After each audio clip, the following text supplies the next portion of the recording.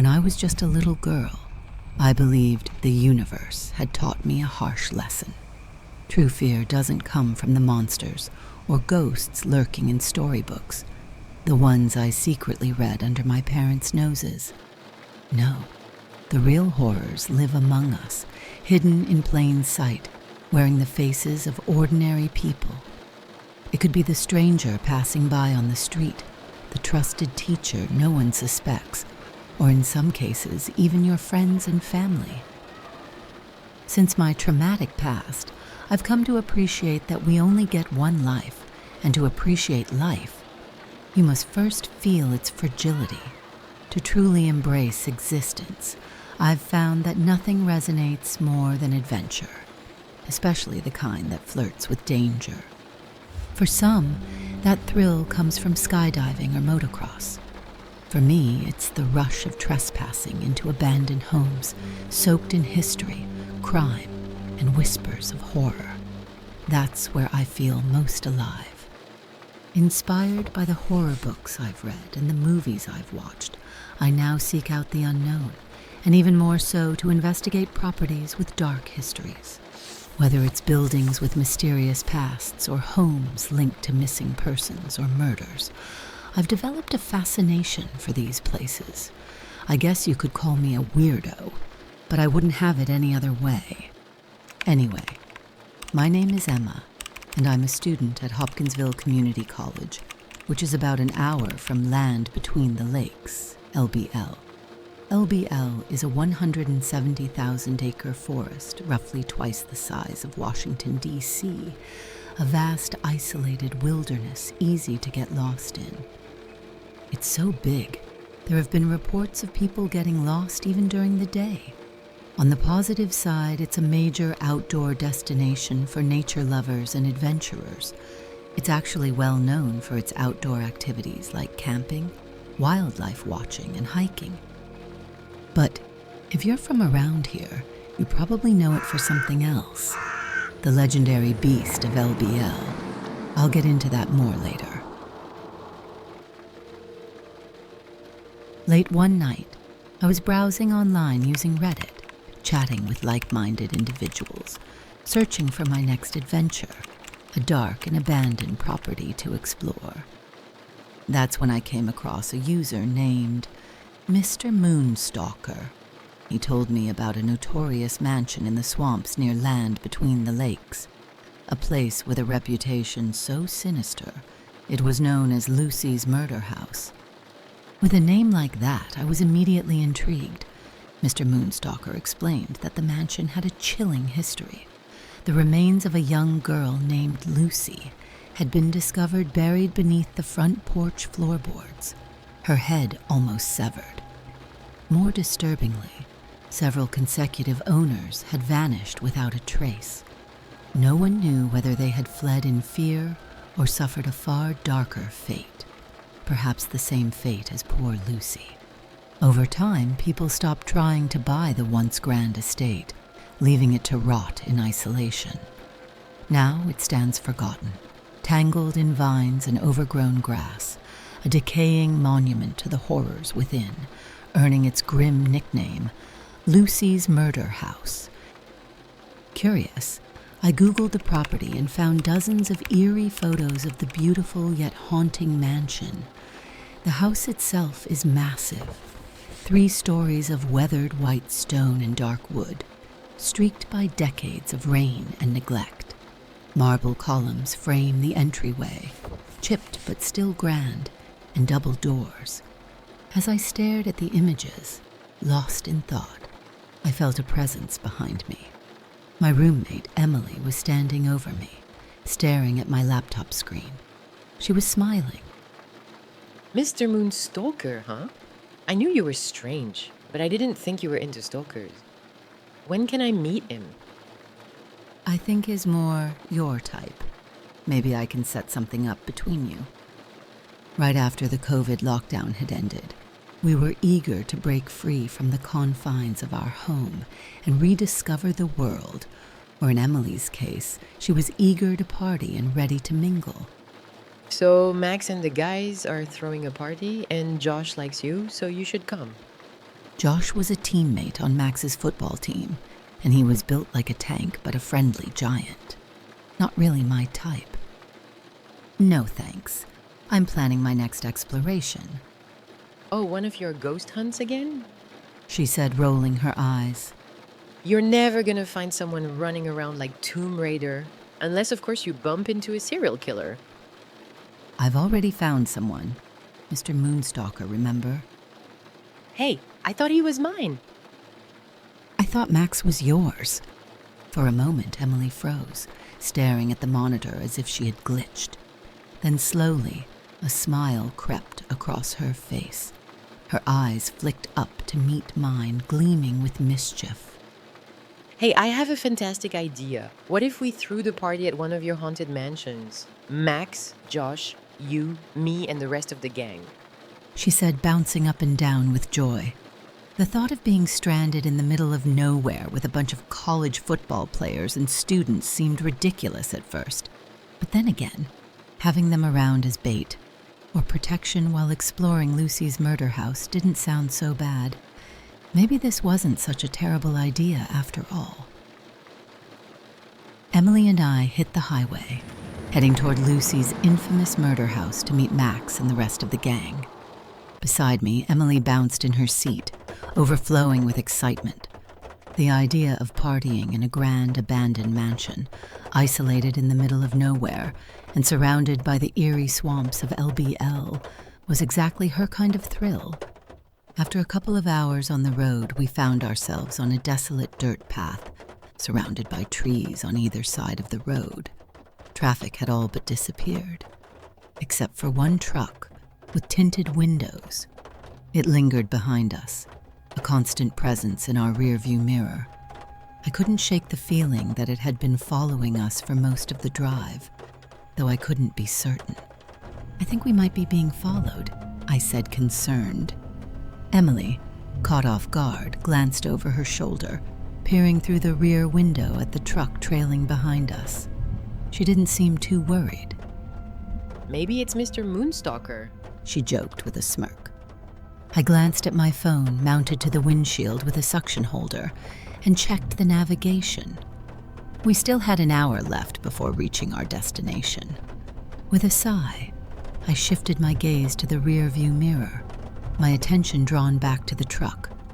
I squinted, trying to make out the driver, but the glare of the trees reflected off the windshield, turning it into an impenetrable mirror. Who was behind the wheel? Then, for just a split second, the sun's rays cut through the glass, and I saw him. A massive silhouette filled the driver's seat. My pulse quickened. I told myself to stay calm, to breathe, to not jump to conclusions. Maybe I was overthinking it. Maybe it was nothing. But my gut said otherwise. I couldn't let him know I knew. If he was following us with bad intentions, tipping him off might trigger him to act. Slam us off the road, cut us off, or worse. No, I had to play this carefully. As long as he believed I was unaware, I held the advantage. Time to think, time to plan my next move before he made his. If I stayed calm and kept driving to Lucy's murder house, he'd be in for a surprise. I had a welcoming committee waiting for him. The college football team, ready and eager to handle his ass. As I kept driving, something up ahead caught my eye. A car in the distance, sitting motionless on the side of the road. Both the driver's and passenger doors were wide open. My foot hovered over the brake, instincts kicking in. But then I remembered. The truck. The one that had been following us. I wasn't supposed to stop. Not for anything. I glanced up at the rear-view mirror. The truck was gone. No headlights, no silhouette. Just empty road stretching behind us. Maybe he saw the car up ahead too, and it was enough to spook him, make him rethink whatever move he was planning to make. Or maybe I really was overthinking things, assuming the worst. I eased the car to a stop beside the vehicle, still cautious. I checked the mirror one more time. Nothing. I turned to Emily. She looked just as uneasy. Together, we stepped out of the car, the silence pressing in as we approached the open vehicle. The car was empty, abandoned, but the engine was still running. There were no signs of struggle except clumps of thick, black hair scattered across the inside of the car and around it, as if some violent struggle had taken place. It reminded me of the way cats shed after a brutal fight, except this fur was different. Coarser, heavier. Something didn't feel right. Something was off. What do you think happened? Emily asked, leaning into the car, scanning the interior. I didn't answer. I had nothing. The light was fading fast, and it was getting uncomfortably dark. There were no signs, no clues, just an abandoned car with its engine still humming. I was concerned. I pulled out my phone to call for help, but there was no signal. "Try yours," I said. Emily checked her phone and muttered, No signal either. Shit. I glanced back toward the road. We're not far from the murder house. Maybe we'll get a better signal there? Or we can ask the guys for help, see what they think we should do. It's probably nothing. Let's just keep moving. Everyone's probably wondering where we are and freaking out that we're not answering. But I didn't think that was the real reason she wanted to leave. I could hear the tension in her voice. She felt it too. That vulnerable, exposed feeling creeping in with the darkness. We weren't just two girls in the woods. We were two girls alone in the land between the lakes. Suddenly, a heavy branch snapped somewhere deep in the woods, loud and violent, then another and another. It sounded like something massive was crashing through the trees, shattering thick bark and snapping limbs like twigs. I stared through the thick tree line into the darkness and saw it, trees in the distance swaying wildly, almost toppling, as something barreled through them effortlessly, like they were nothing more than corn stalks. What on earth could be that big, that strong? I didn't want to stick around to find out. Emily and I bolted for the car, adrenaline lighting a fire under us. We dove inside, slammed the doors, and I twisted the key in the ignition with shaking hands. The tires screamed against the dirt, spinning uselessly for a second, then finally caught traction. The car launched forward and we tore down the path, the roar of whatever was chasing us fading. This was turning out to be one hell of a journey. We'd escaped a potential stalker and whatever massive creature had nearly torn through the woods after us, probably a grizzly bear or something worse. I forced myself to shove it all to the back of my mind, gripping the wheel tighter and focusing on the one thing that mattered, getting us to Lucy's murder house. Using Google Maps to guide us, the drive to Lucy's mansion felt endless, grueling and tense. The air grew colder, and the dense trees swallowed the fading sunlight. The deeper we ventured into the woods, the quieter it became. The usual chirping of birds and rustling of critters had vanished, replaced by an unsettling, unnatural silence.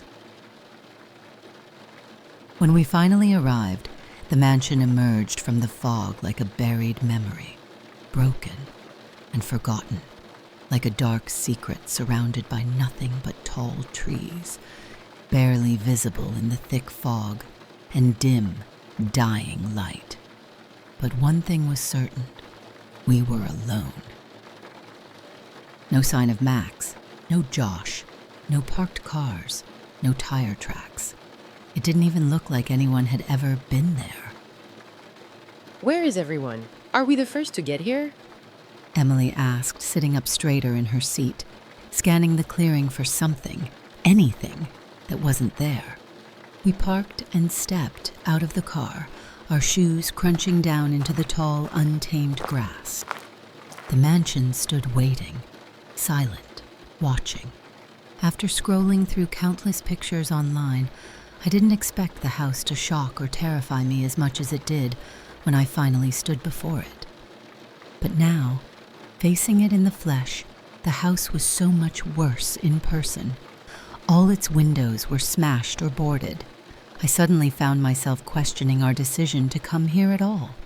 Emily, however, didn't hesitate. She strode through the tall grass with long, determined steps, eager to find a sign of our friends.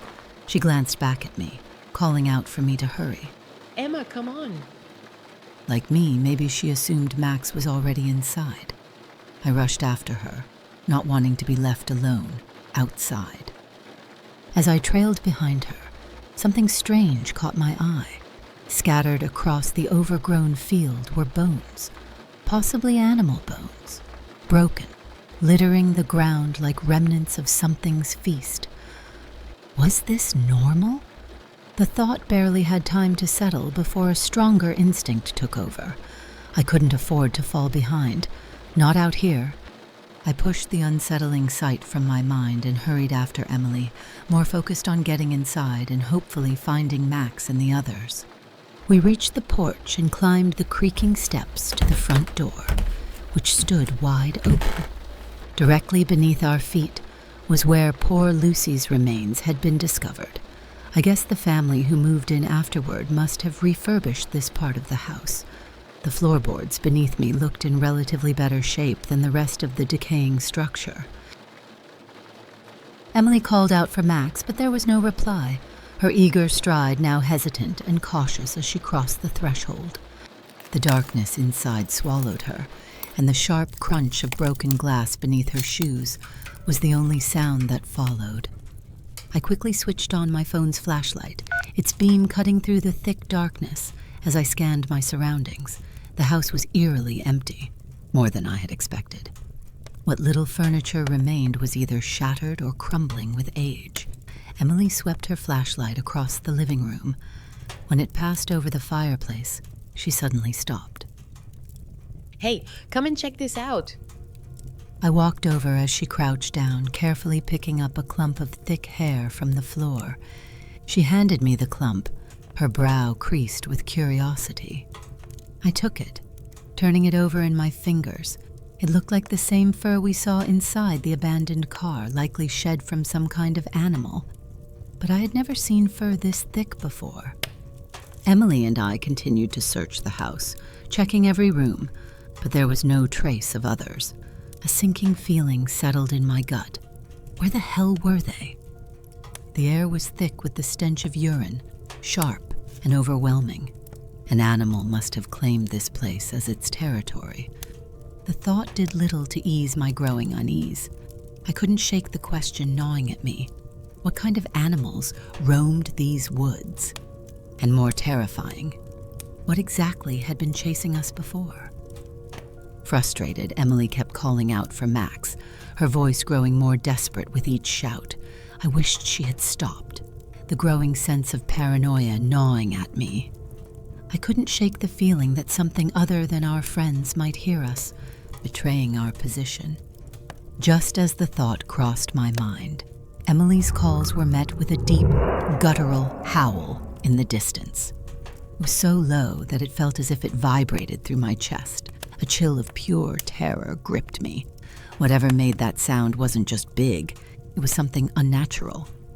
Before either of us could speak, a sudden wash of headlights cut through the mansion's windows, slicing through the room like searchlights. Emily's face lit up with relief. It's them! She breathed, already moving toward the glass. I followed, just in time to see the vehicle come into full view. But it wasn't Max. It was the truck, the one that had been stalking us. It rolled to a stop. The driver's side door creaked open, and a tall figure stepped out. The headlights were too bright to make out his face, but the silhouette was unmistakable. Emily and I had scrambled away from the window the moment we saw him, ducking below, hiding behind the crumbling wall. We crouched in the shadows, barely breathing, our backs pressed against the cold, rotting wall as the sound of his boots crunched up the gravel path. He wasn't in a rush. Whoever he was, he wanted us to know he was coming. The front door creaked open, slow and deliberate, followed by the unmistakable thud of heavy boots. My heart slammed against my ribs. Emily clutched my arm so tightly her nails dug through my skin. Then we heard it, his voice, delighted. I know you're in here, Tomb Raider. That nickname, my nickname, was what I used online when chatting with Mr. Moonstalker. This wasn't some random psycho. He had set me up. I'd wanted an adventure. I'd asked for something dark, something real. But now I was beginning to think I'd been lured, played. And judging by the twisted excitement in his voice, he'd done this before. I flashed back to what I'd read on the forums. Lucy's remains found buried beneath the porch, after months of being missing. No suspects.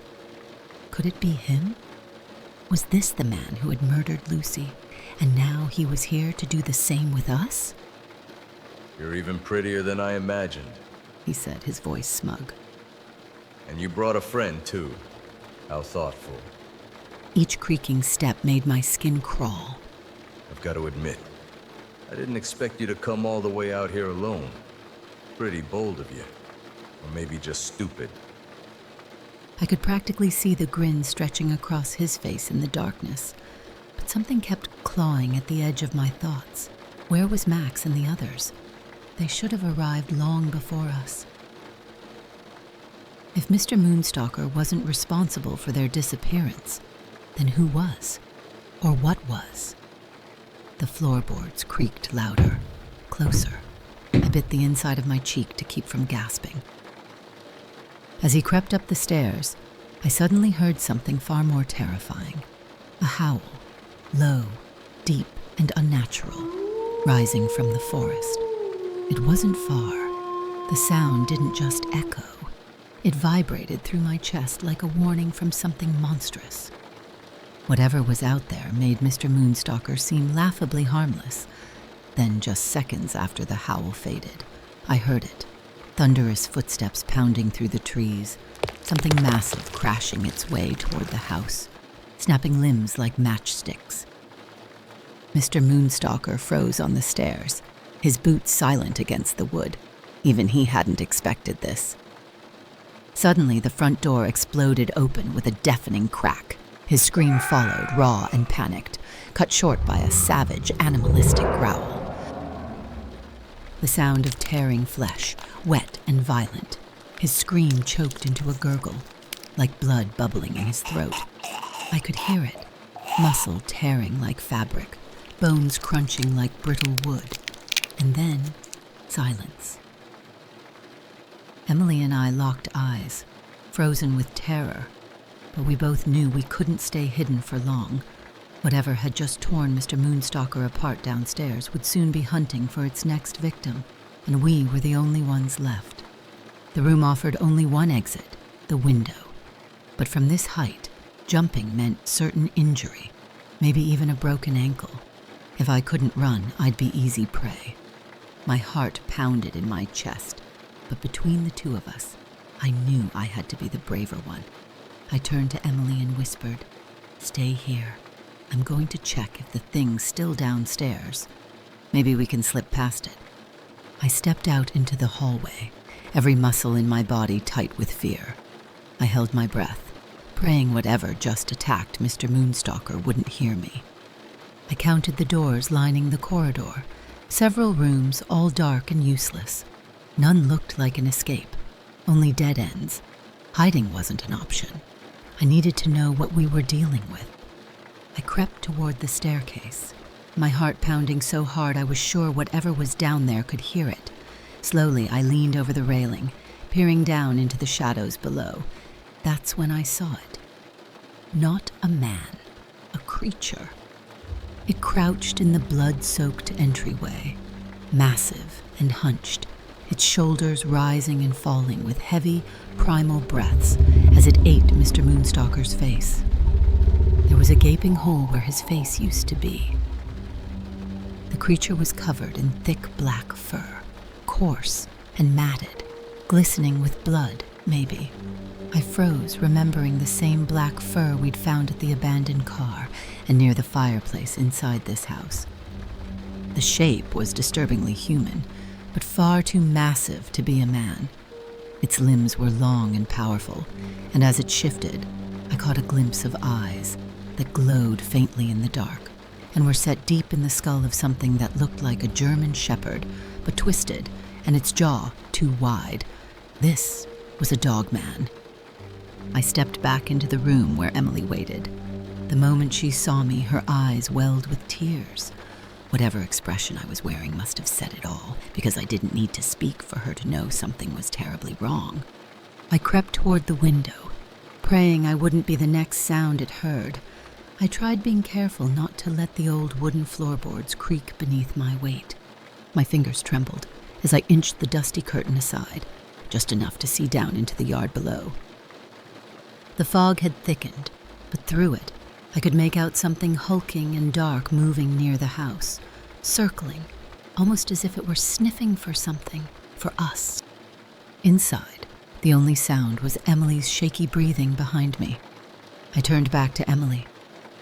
"It's outside now," I whispered. "It's not in the house anymore. We might have a chance." Her eyes widened. Are you sure? "No, but we can't stay here waiting for it to return.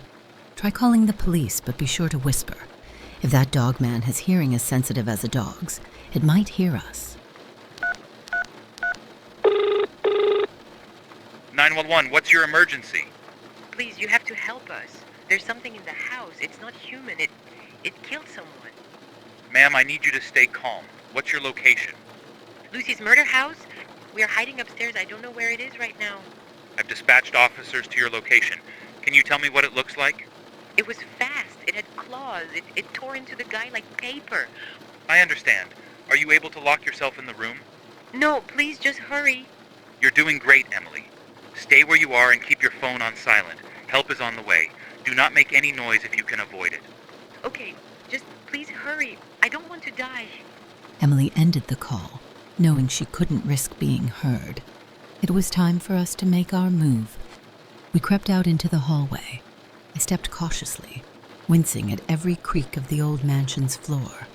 At the top of the staircase, I peered down. The front door was wide open. A smear of blood stretched across the threshold, vanishing into the shadows outside. Mr. Moonstalker's boot lay abandoned halfway across the floor. The rest of him wasn't visible. I didn't want to know where the rest of him was. I turned to Emily. "We go quietly and fast towards the car. Have you got your car keys?" Emily nodded, raising her hand with her keys clenched tightly in her grip. I gave Emily the signal to go first. She needed to reach the car ahead of me. It was faster that way. We were completely exposed now, out from the house. Nothing but open ground ahead. I'd never felt so vulnerable. The woods around us were silent. I could see Emily's car ahead. We ran as fast as we could. Then my foot struck something uneven, a root or a rock. I couldn't tell. Pain exploded in my ankle, and I went down hard. A twig cracked beneath me and dry leaves rustled with my fall. Emily skidded to a stop and turned back. That's when we heard it. A howl. The Dogman was coming. Emily took a step toward me, frozen between panic and instinct. She looked toward the sound, then back at me. And then she did something I never thought she would. She turned and ran. I watched, stunned, as my best friend sprinted for the car. Time slowed, her hand reaching the door, flinging it open, diving in. The engine roared to life, headlights flaring on. And then she was gone. Remember how I said, at the beginning, that true fear doesn't come from monsters, but from the people closest to you?